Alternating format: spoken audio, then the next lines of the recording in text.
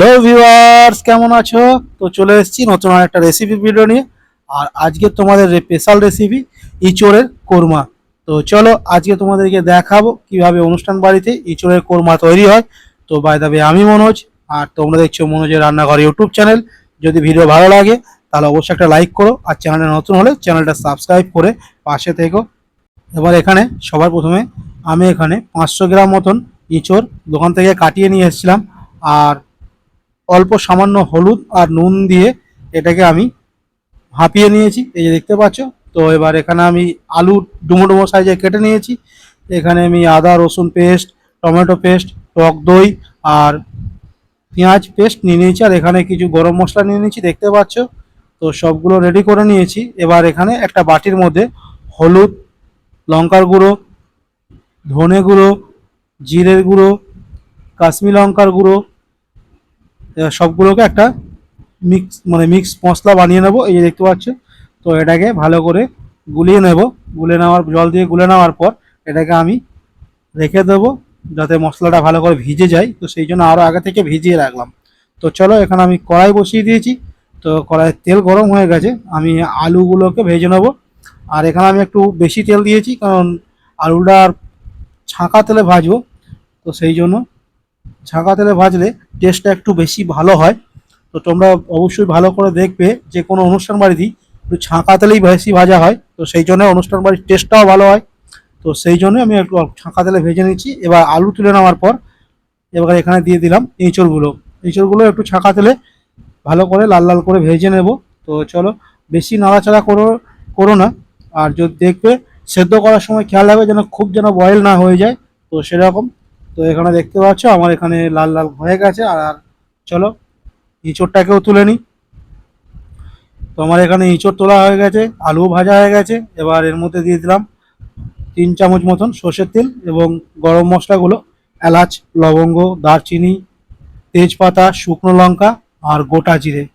তো সবগুলোকে আমি ভালো করে একটু হালকা হিটে লাল লাল করে ভেজে নেব। তো এই যে দেখতে পাচ্ছ আমার লাল লাল করে ভাজা কমপ্লিট হয়ে গেছে। এবার যে পেঁয়াজ পেস্টটা ছিল, তো সেই পেঁয়াজ পেস্টটা আমি এখানে দিয়ে দেবো। এবার পেঁয়াজ পেস্টটা দেওয়ার পর আমি আবার এটা ভালো করে 2 থেকে 3 মিনিট ভালো করে নেড়ে নেব। আর গ্যাসটা আস্তে করে দেব।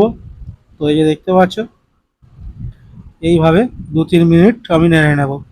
তো আমার 3 মিনিট হয়ে গেছে। 3 মিনিট পর এখানে আমি 2 চামচ আদা রসুনের পেস্ট দিয়ে দিলাম। এবার এটাকেও আমি 2 থেকে 3 মিনিট ভালো করে একটু লাল লাল করে ভেজে নেব। কিন্তু তার আগে অল্প সামান্য পরিমাণ বা যতটা পরিমাণ আমার লাগবে সেই পরিমাণে আমি নুনটা দিয়ে দিলাম।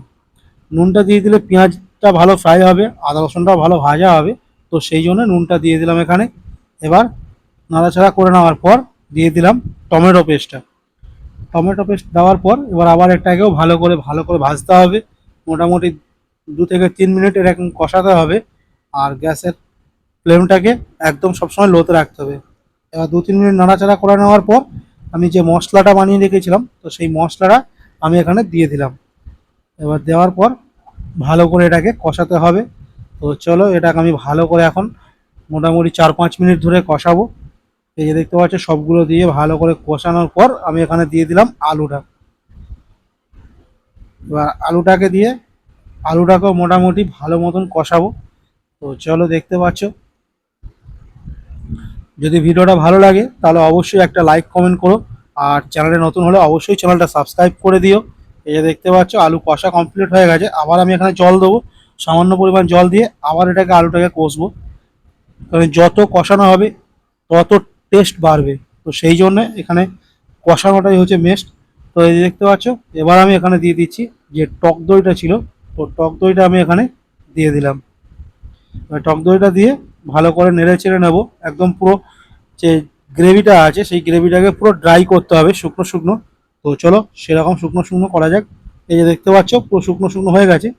এইবার এখানে আমি দিয়ে দিলাম এঁচড়গুলো, ভেজে রেখেছিলাম যে এঁচড়টা, তো সেটা দিয়ে আমি এবার ভালো করে আবার একটু মিনিট 2-1 মতন কষিয়ে নেব। তো এখানে আমার 2 মিনিট কষানো কমপ্লিট, দেখতে পাচ্ছ কালারটাও কত সুন্দর হয়েছে। এবার এখানে আমি অল্প সামান্য পরিমাণ মতন জল দিয়ে দিলাম। জল আমি বেশি দেবো না, কারণ এটা মাখা মাখা হবে সবজিটা। আর এঁচড় তো সেদ্ধ হয়েই আছে, জাস্ট আলুটা একটু সেদ্ধ হবে। তো চলো ঢাকনা দিয়ে দিলাম। 5 মিনিট পর ঢাকনা খুলে দেখাচ্ছি তোমাদেরকে, চলো কেমন হয়েছে।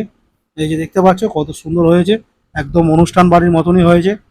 আর এইভাবে একবার ট্রাই করো, অবশ্যই তোমাদের খুব ভালো লাগবে। তো ভিডিও তোমাদের কেমন লাগছে অবশ্যই কমেন্ট করে জানিও। যদি ভালো লাগে তাহলে অবশ্যই চ্যানেলটাকে সাবস্ক্রাইব করে দিও। এরকম নতুন নতুন বাঙালিয়ানা আইটেম তোমরা প্রতিদিনই পাবে। তো চলো এখানে আমি গরম মশলা অল্প করে দিয়ে দিলাম, একদম সামান্য পরিমাণ গরম মশলা দিয়ে এবারে একটু এটাকে নেড়ে চেড়ে নেব।